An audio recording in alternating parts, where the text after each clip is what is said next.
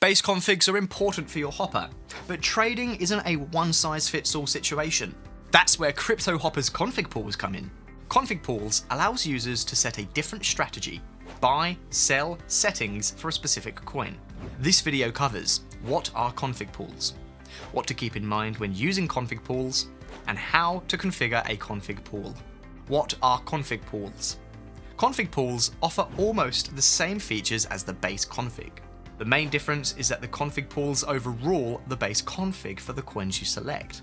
This means that Cryptohopper always checks the config pool settings first before using the base config. What to keep in mind when using config pools.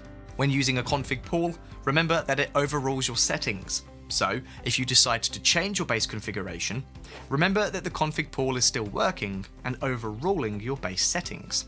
So make sure to alter the config pool accordingly as well. It's one of the most asked questions for support. How to configure a config pool? First, navigate to the config pool page and create a new config pool. As you can see, it looks a lot like the regular config. Give the config pool a memorable name and select which currencies are going to be subject to this pool. From there on out, tweak it as you see fit, such as altering the take profit or stop loss. Save the config pool and you are officially in business. To recap, you have learned what a config pool is and what it does, how to configure it, and how to enable it.